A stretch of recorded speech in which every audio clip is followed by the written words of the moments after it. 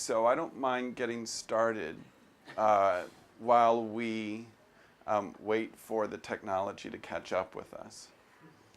What we're seeing now is an echo of some of the concerns I had even putting together this short keynote presentation, and I'll say more about that in a few minutes.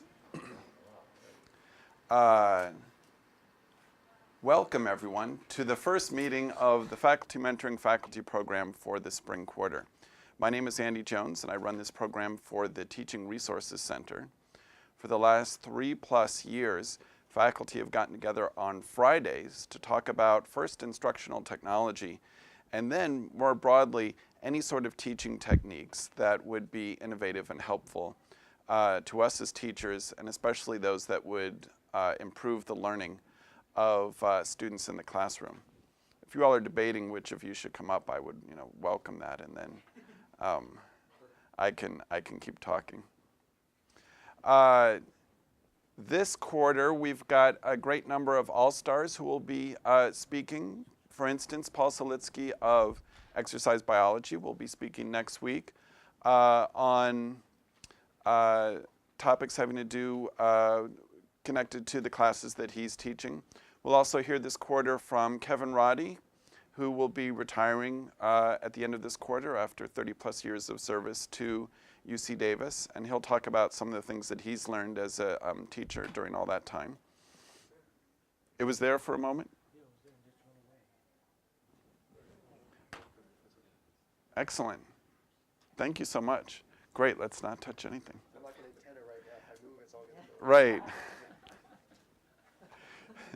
Oops. So bad I didn't do it. Now you know where the problem is. Thanks to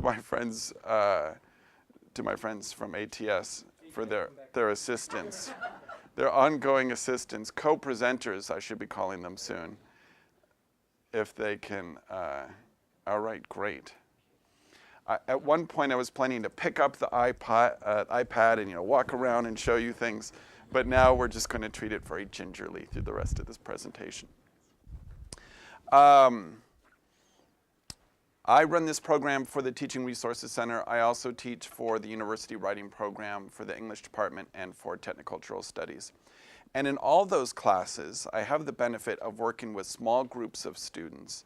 And therefore, the projection technology that we're going to talk a little bit about today is not as relevant to me personally as it is to many other faculty on campus. But I'd say that PowerPoint is a foundational tool for us here at UC Davis.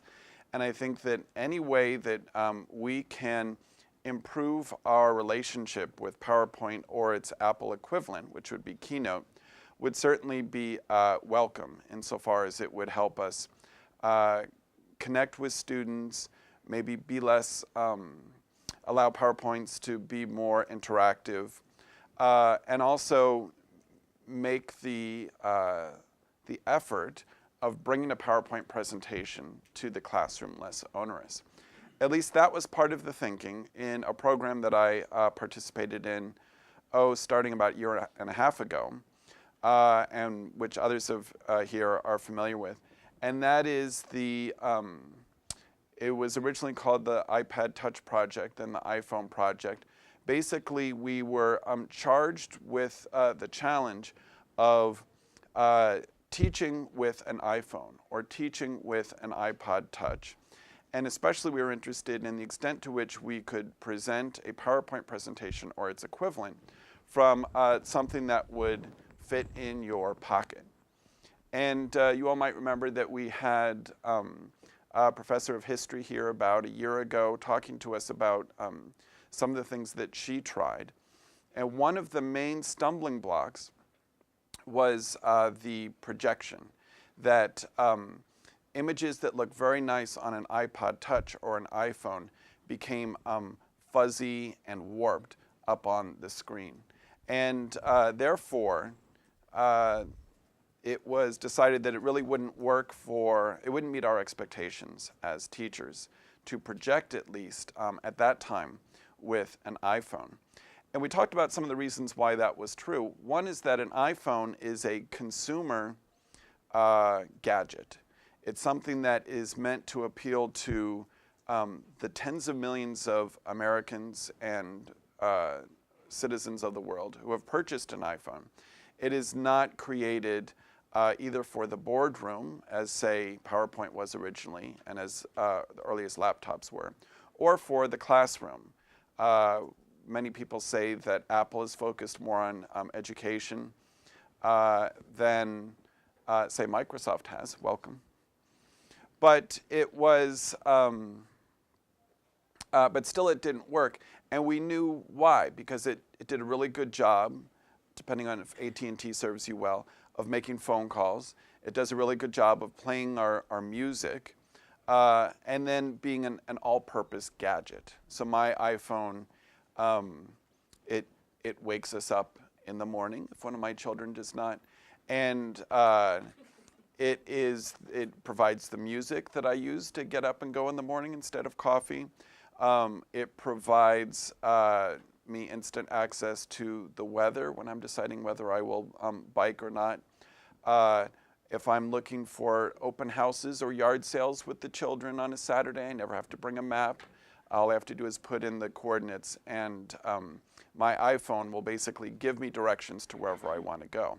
It's very, I traveled to Washington, D.C. 2 weeks ago, and to Baltimore. And I was there with my 9-year-old son, and our handlers in Baltimore were worried, are you going to be able to find where you're going? And I didn't have to worry in like a strange city that I didn't know very well at all. I could just, get on the subway, get on the buses, walk to where I was going, and always have that compass and map right there. So for these things, an iPhone is wonderful, but it doesn't really work very well as a teaching tool in the way that we've thought about it, and that is as something to project. And I wasn't terribly disappointed, just because that's not often how I teach, as I mentioned before.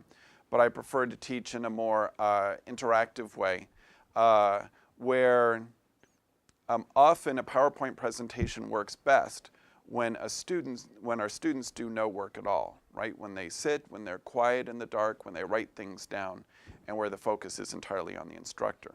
The classes that I teach, and that we at the Teaching Resources Center encourage people to teach, are more student-centered and activity-driven, and depend upon lots of feedback, and not only the formal feedback, summative and formative, that students are used to, say, at midterm time and at the end of the year, but lots of checking in with students and getting feedback from students and responding to what they have to say. So I was excited, therefore, as I think at least some of you were, because some of you are here to learn more about the iPad than what I have to say about teaching about it. But I was excited when the iPad was first announced, and I was excited to start thinking about, well, how could this be a teaching tool? And I'll tell you that one place that this excitement, like many of you, I was thinking, I'll wait to the second iteration. I'll wait till they get the bugs out. I'll wait until the teeming millions buy one, start complaining. They tell Steve Jobs over and over again what they don't like. They make the necessary fixes, and then like in a year. When Flash works. Exactly. Yeah, when you can watch Flash video, for instance, which you can't do right now with the iPad.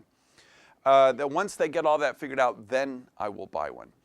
But I was in Baltimore and Washington 2 weeks ago. 3 weeks ago, I was in Japan, and I was consulting with a bunch of faculty at the Nara Institute of Science and Technology. And we were in the middle of this conversation about how it is that they're moving all of their instruction from Japanese to English in order to attract more international graduate students. Doesn't that sound ambitious? They also brought us to Nara to give them some hints on better ways to teach in a more interactive way.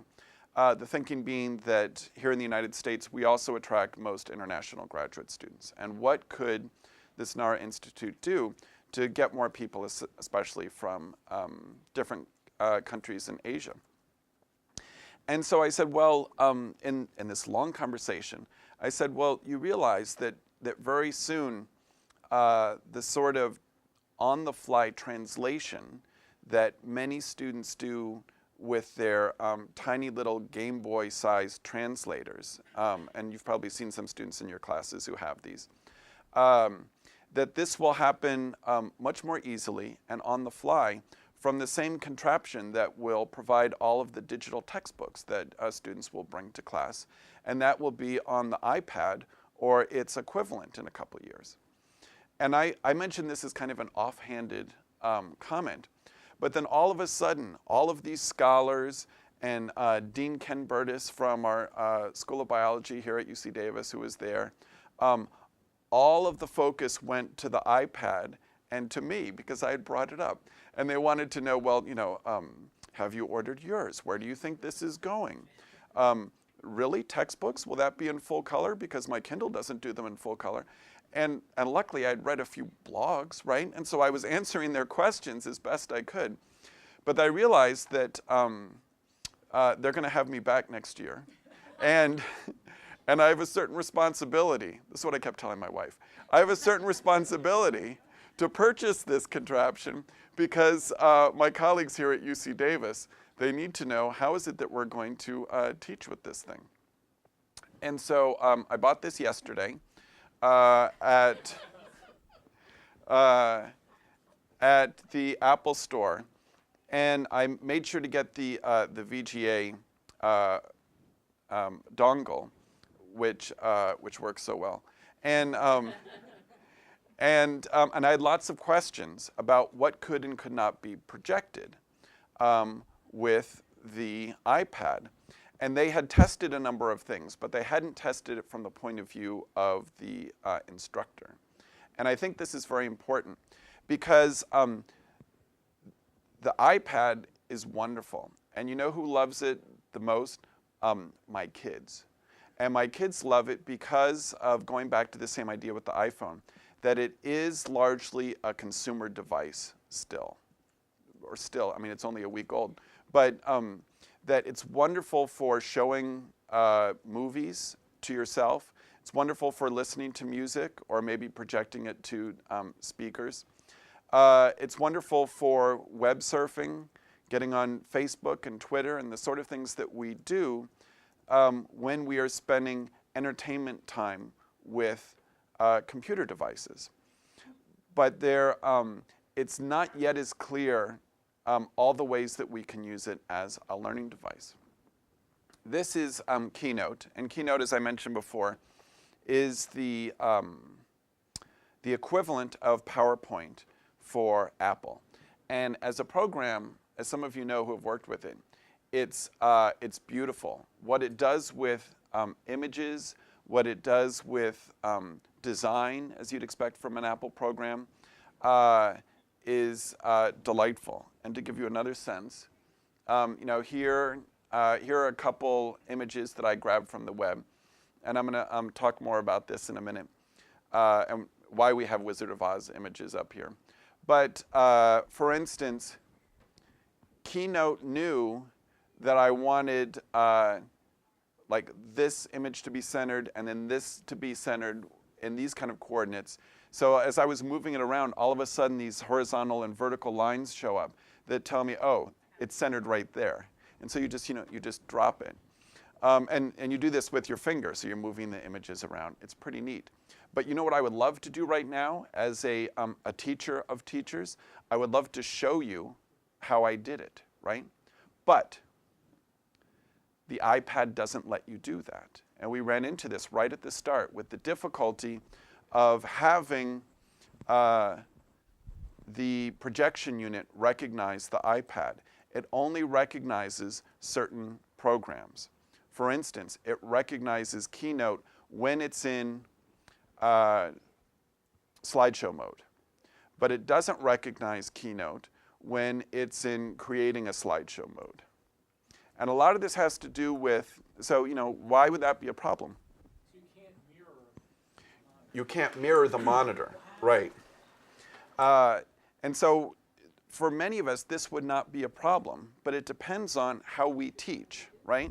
A lot of us are the Wizard of Oz when we go up to the classroom, right? We say, I have a grand amount of information. You just listen to me be an excellent orator. Make sure not to question the wizard. Write down what I tell you. I'm very well prepared. I'm an impressive speaker, very much the way that the wizard himself is impressive. And that works very well, I would imagine, if you've got a class of like 500 and 600, and there are more of these at UC Davis now than there used to be. And if the amount of information that has to be transferred to students is a primary concern, as it is with many of our classes, right? This idea of coverage. How am I going to cover everything that I need to cover this quarter? PowerPoint helps us do that.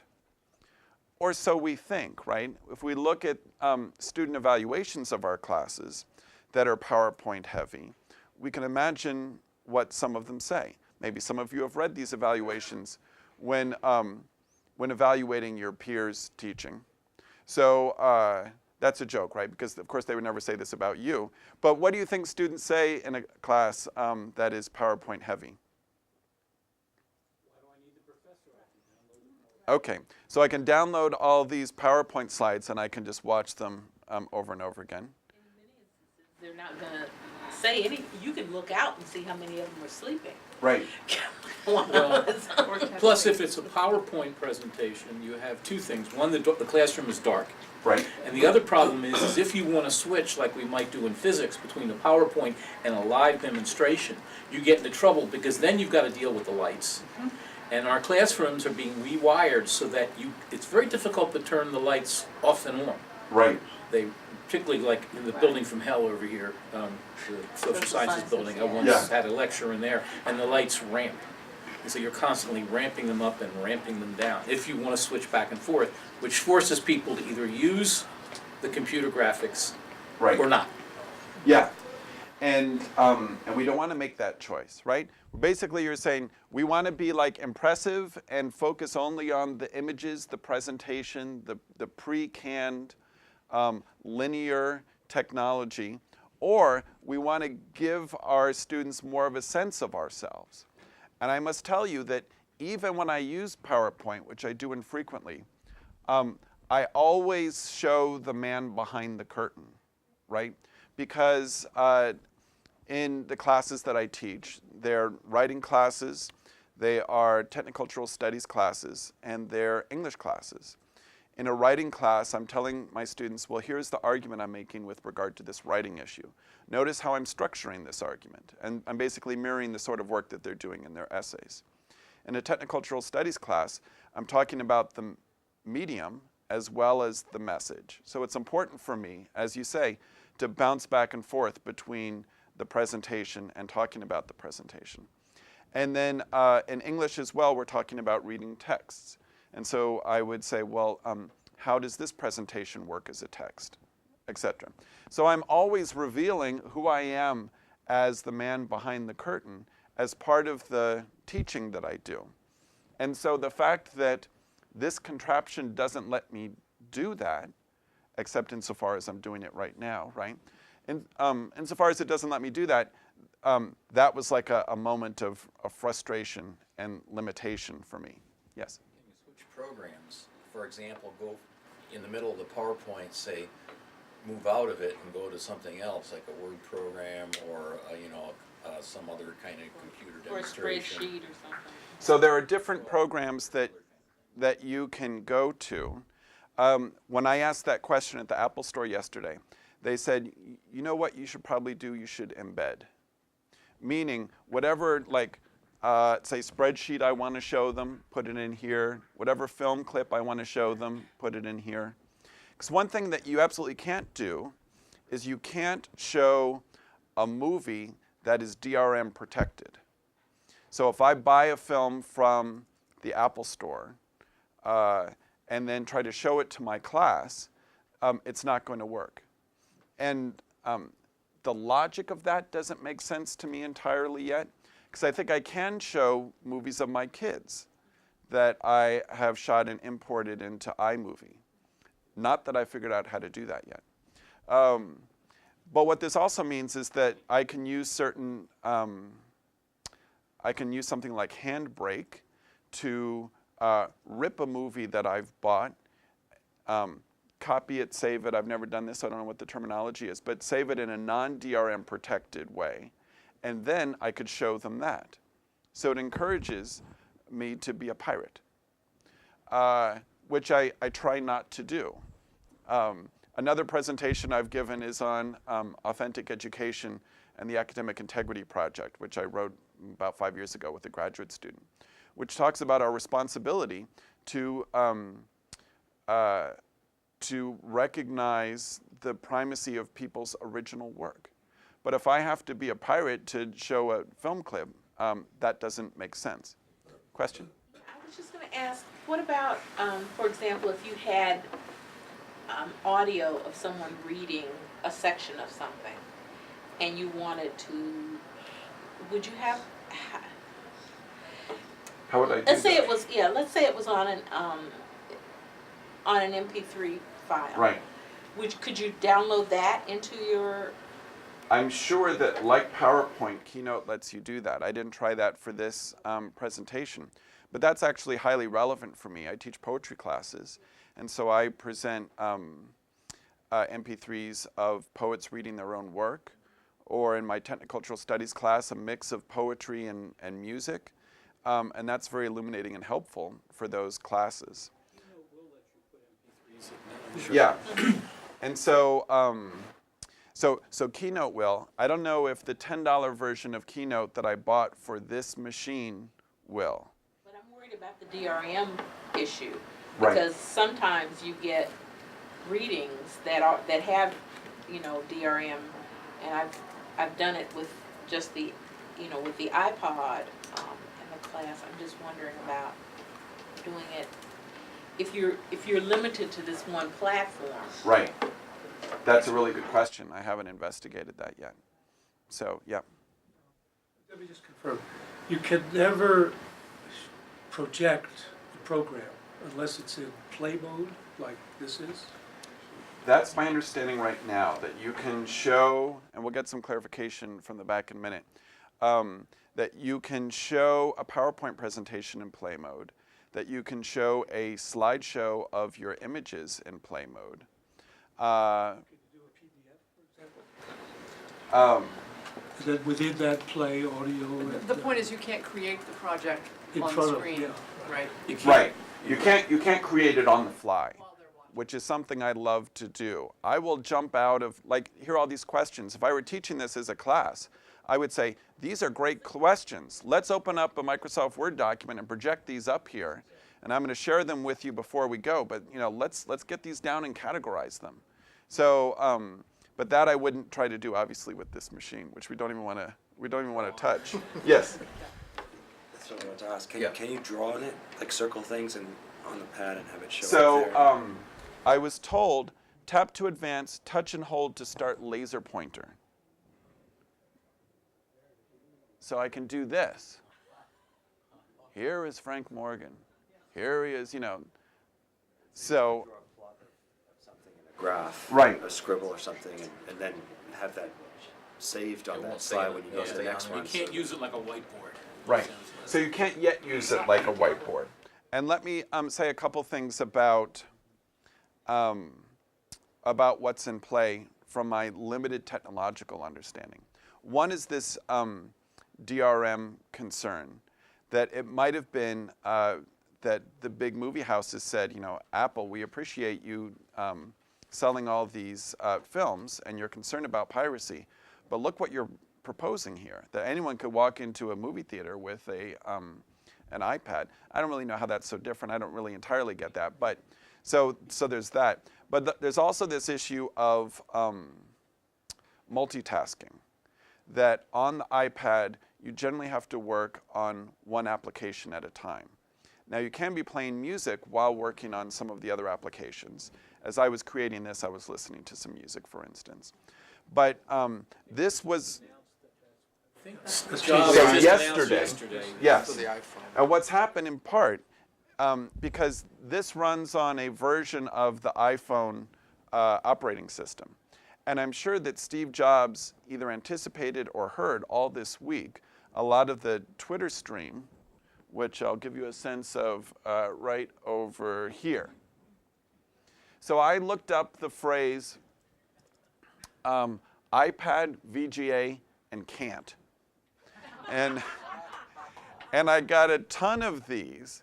These are just from yesterday. Bought the iPad VGA connector, got smacked down by copy protection. What's the point if I can't play movies with it? So we can play movies with it, you just can't project movies, right? Next one, iPad VGA connector only pumps out video, can't demo interface to class without video camera, missing, and then something. The next one, the fact that I can't play iTunes videos on my TV monitor using my iPad VGA will prolong my pirate tendencies. This person says, I see Leo Laporte has already received his VGA dongle for iPad to go with Keynote for presentations. Why can't his show get one too? And then iPad VGA connector only pumps out video, missing something, or already reason to jailbreak one's iPad. Now this is just a small sample, and there are all sorts of these. But this is a reflection of some of that frustration. But I also found that this was a helpful way for me to get information, right? I was heading off to the Apple store yesterday to buy this contraption and this thing right here. VGA saves the day. And so this was a response to my Wizard of Oz discussion, right? To what extent is this a consumer a consumer gadget only versus a teaching gadget? And one would think that VGA could save the day, $30 for this particular adapter.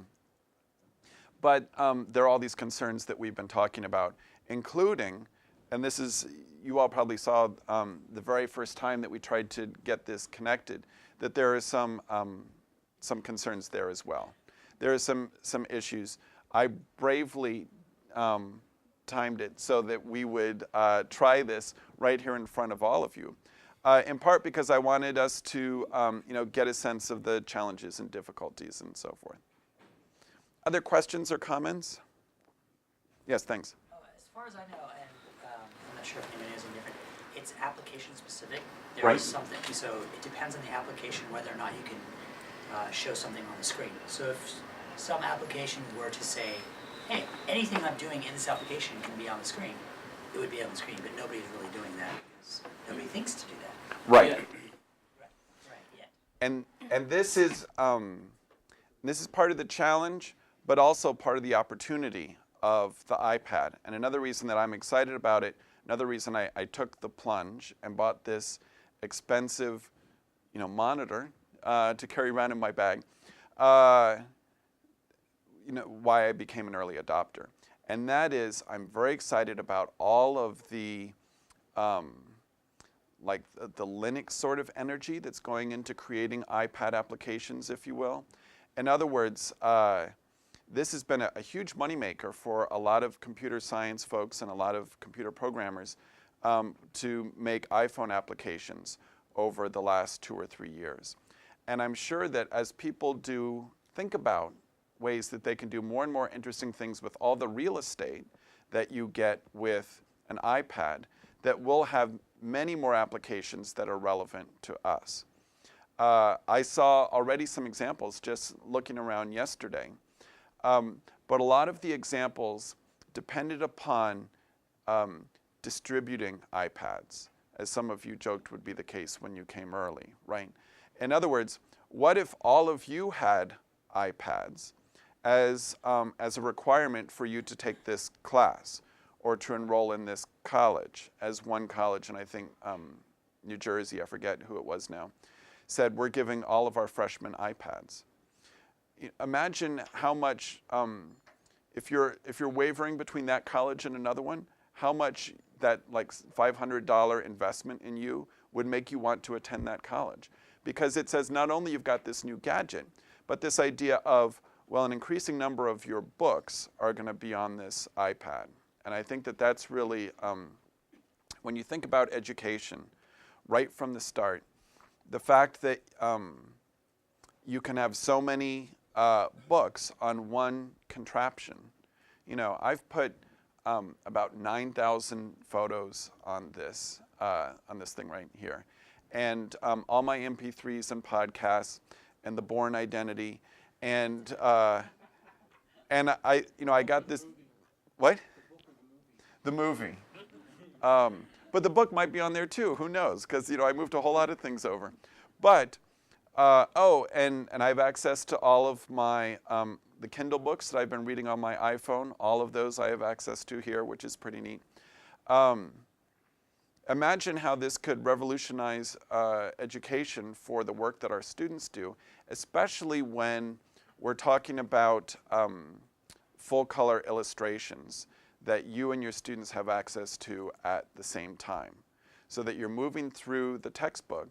And then, so that's where we are right now. When we can do Flash, then we can move also into all sorts of interactive exercises that have really become more important with middle school and high school students and educators and programmers over the last couple of years. So if you think about what we'll be able to do with that next as faculty, I think that's very exciting. So there's a great amount of potential, even if in this first week there are plenty of hiccups. Yes? Well, 2 items. First, one is, maybe you should talk about a second, actually, is how it compares to, say, netbooks and the use of netbooks, which are small and fairly portable and nowadays have quite a lot of power. Right. The other, as direct response to your comment about the books, I'm wondering, is this really going to save students any money, or is this going to be, just another format to soak students by book publishers and vendors? I think with this Kindle thing, my understanding that they expire, that you can't keep them forever, and that they expire. You have to repurchase them. I don't think that's right. Is that true or not? I don't know. It's true in the textbooks. I was disappointed to find out that the $125 introductory physics textbook, you can get the ebook from the publisher, and it expires in 180 days. And it's like 80% of the cost of a hard copy. Now, Right. our generation would because many of us have every book we've ever bought. Right. It's not clear to me that the current generation of students care, but you're still paying 80% almost of the price of a real book, and the book it's gone in whatever it is in Yeah. a And school you year. can't turn it back in to get some money back. Yeah. So that's a publisher choice, and rather than say, it sounds to me rather than an Amazon Kindle choice, and so these are valid concerns. I think that you're right. I'd say that. Do you think it'll be 5 years from now or 10 years from now that students will say to someone my age, "What, you had to carry all these wood pulp books with you to your actual classes?" They're already asking me why I don't Twitter, so it's Right. I've been wondering that myself. But yeah, and my daughter, she carries a backpack with her right now that has wheels. In order to get it into her bike basket, we have to turn it upside down because there's this big wheel carriage and so forth. And she's going to start middle school next year, and it's a much longer bike commute. So, I'd love to give her a contraption where she could have, all of her work there. Something else to remember is and it's still true, that students will sometimes go to the basement of the bookstore early to look through all the used copies to find the copy that was sold back by an A student and purchase that one. You know what I mean? Because they're underlined, they have notes, the correct things are highlighted, and it's almost like, part of that work has already been started for you. Does the bookstore make a note owned by an A student? I don't think so. You have to look through them, which makes students uncomfortable. All the wrong things. Yeah, that's true. It's another kind of reading that they have to engage in. But Amazon has promised that they will increasingly give you access to all the notes that anyone has written in the margin of Amazon books, if they're willing to share that information, right? So imagine if you're buying, if you're using that physics textbook, what if it's annotated by all of these students? Right. So, and you know, If it's annotated by the professor, and then we get a piece of the action. perhaps so. But I'm saying that now that Apple is getting into the ebook business, we can imagine that some of the focus on innovation and popularization of downloading content that they've invested in, first music and then movies, and also iTunes U, that that you know, some of that's going to go into the book industry and the textbook industry. I'm still concerned that basically this revolution, if you want to call it that, will primarily benefit people with lots of assets, you know, to be able to buy and use it.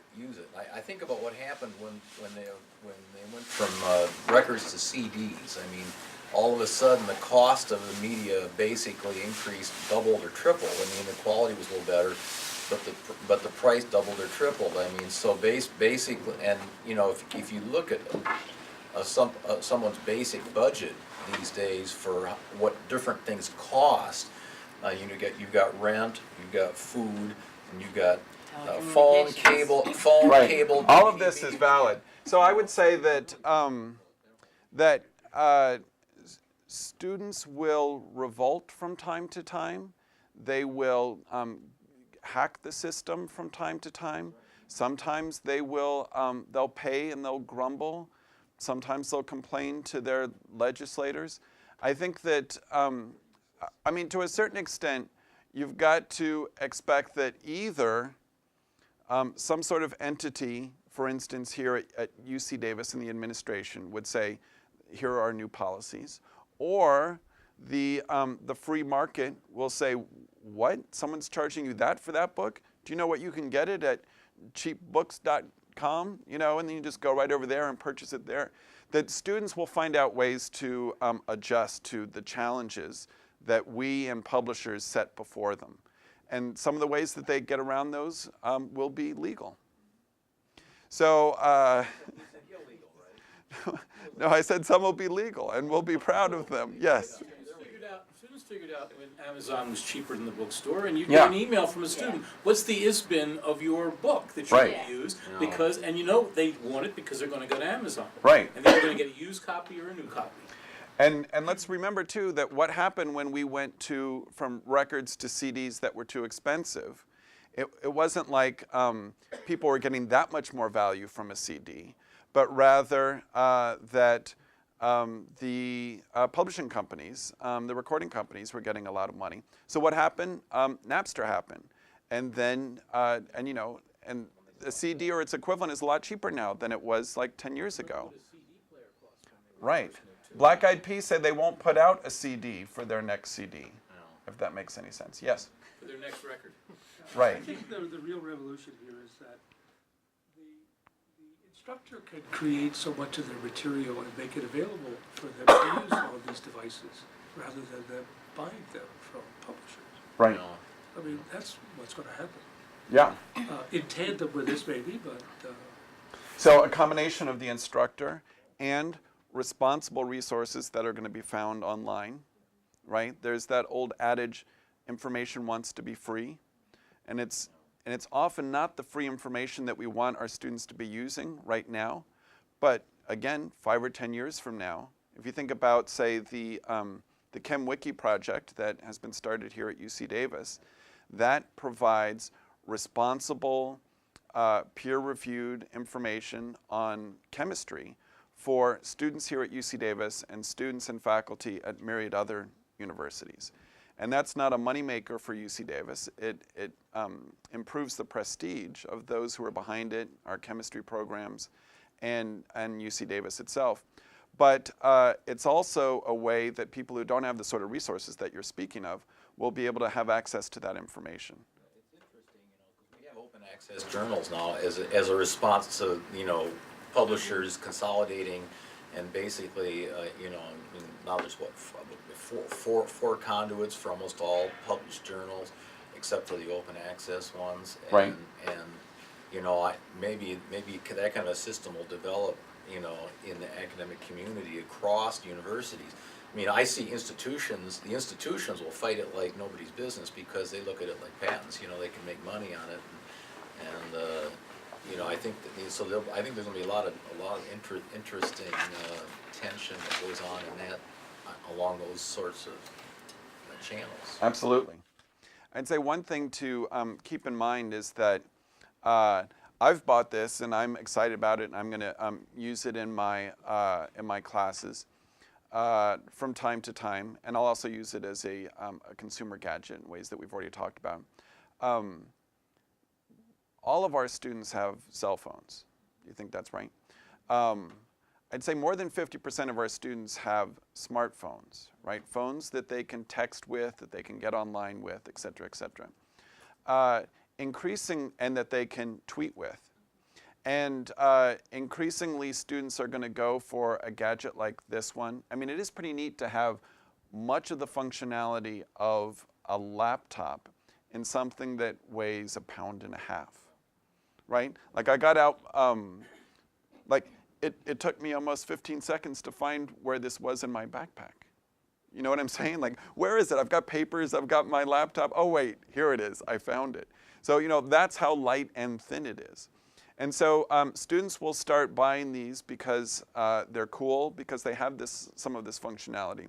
But increasingly, we will soon have opportunities to interact with our students in new ways because of the fact that they can tweet with us or instant message us right then. And so, that means they can also interact with their TAs. TAs can gather questions during a lecture.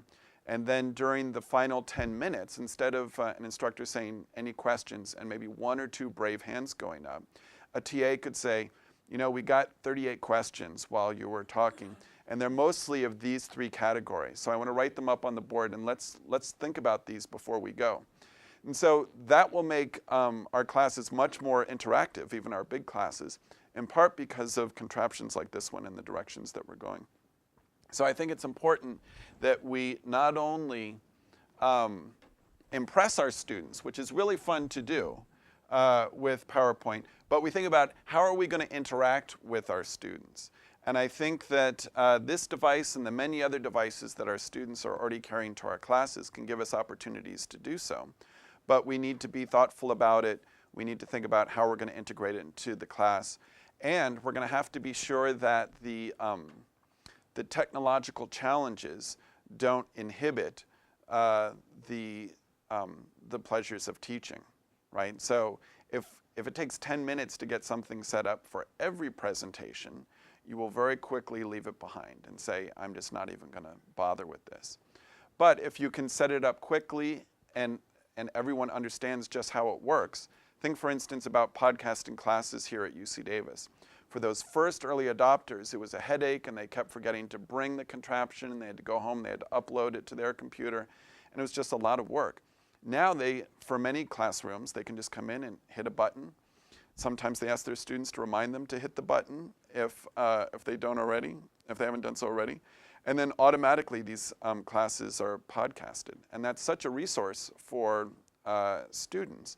And it's a resource in part because the bar has been lowered dramatically of using these sort of resources. So I think that'll be increasingly true with a lot of these netbooks and iPads as well. Yes? We think at some point our classrooms will be set up for a local wireless, maybe they are now, I don't know, so that you wouldn't need the VGA. In other words, this guy has Right. a internet, a wireless card, so something built into it. They don't cost much, right? And then I can just bring my iPad in. I can walk around the room and show Isn't that great? slides. Yeah. And it just puts them down. Yeah, you can show slides, and increasingly you can, in terms of a physics class, you can actually do the formulae right there on the equivalent of a whiteboard while walking around the room, and you can hand it to someone and say, here, I want you to finish this, and then it goes up on the screen and so forth. So yeah, and if we had continued with those tweets, I only showed you 5 or 6, someone said that very thing, that they don't want a super light device in order to be stationary, right? And that's how it is right now. That, you know, you say, oh, you know, I'll have to carry so much less to class, but then you're standing there like some sort of dull keynote speaker, you know, and you can't leave the podium. So that's a very good point, and I think, you know, obviously we'll move that direction, but we're not there yet. How about How do you them? see this compared to regular netbooks with the? I'd say that the one of the system? main differences is that a netbook is like a little production device where you're creating documents and maybe you're working with images a little bit. You're getting online, you're checking email. This is as I've been saying, a kind of consumer device. But often that's what we want to do with our students, right? We want to consume images and a lot of data, and we want to think about it and so forth. So I'd say a netbook is something that you create with, and this, which has no keyboard, right, is something that more you consume with, at least right now. So you can buy the keyboard dock, yeah. And the keyboard isn't too bad. I mean, I appreciated the way that it corrected my spelling. And when I say spelling, I mean that my fingers didn't always go right where it said the keys were, but it knew what I wanted to say, and it usually put the right word down. I appreciated that. It's again like getting into a conversation when my wife is present. She'll tell people what I'm thinking. It's really helpful. Okay, I wanted to leave the last 5 minutes of our meeting time today to disconnecting this from the VGA and giving you all a chance to come and like touch it and play with it or do whatever you want, which I know is why some of you are here. Yes, thank you. The limitations you've talked about, why, other than it's being light, why would you use it instead of your laptop?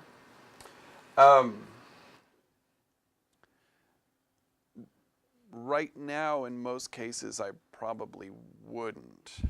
And when you talk about like the lightness, for instance, it's too big to fit in a pocket. Though people are allegedly creating clothes right now with pockets this size, like Captain Kangaroo used to have.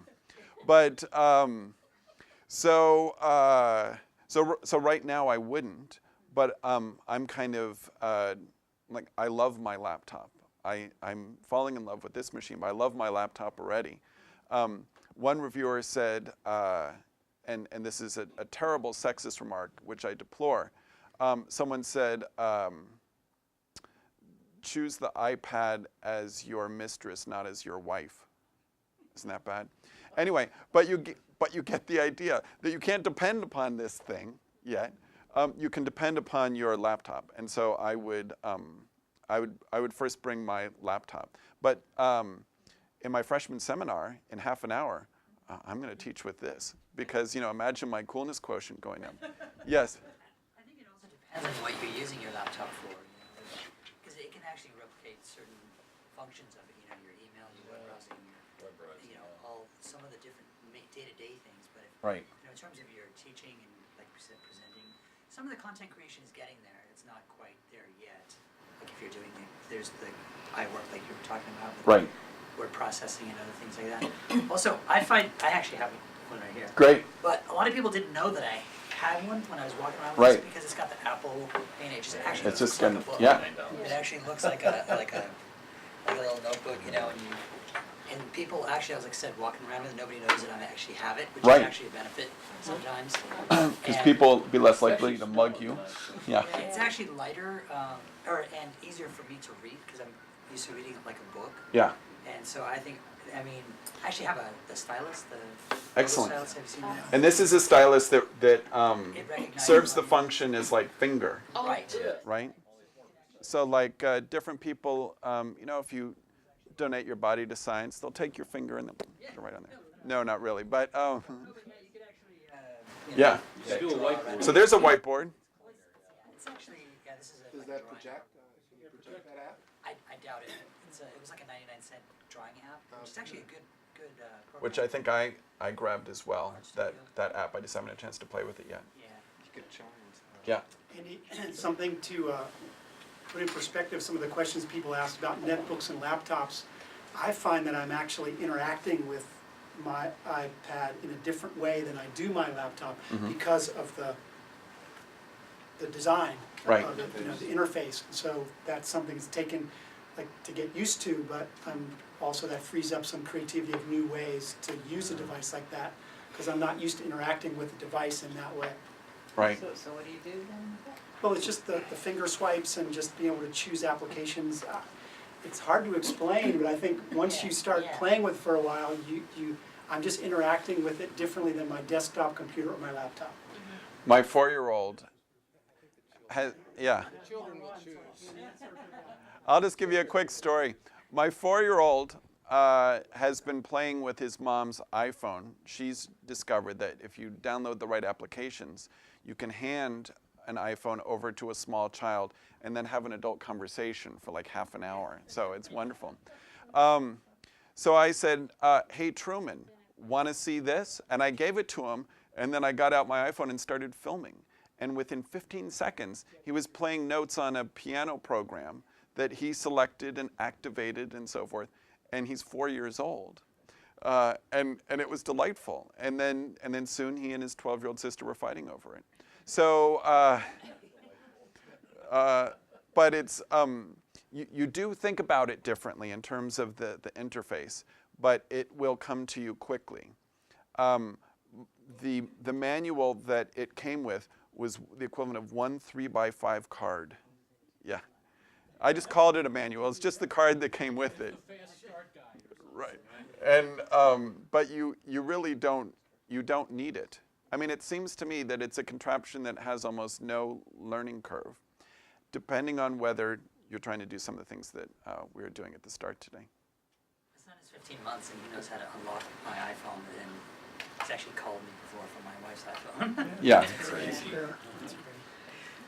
So is the interface for it with the computer just like the iPod or the iPhone? Is it the same kind of dock that the same kind of connector? Oh, that you Yes. have? Yeah, it's the same. Exactly. It's the exact same. And that's actually what I'm projecting with right now is that interface, yeah.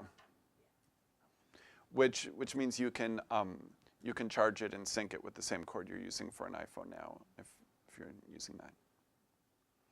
Well, I'd like to thank all of you for coming today and learning about this with me. And I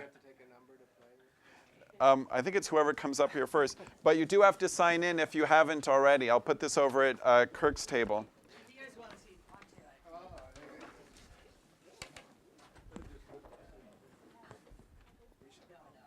Yeah, it disconnects right away. It's so, Right. so sensitive. It is.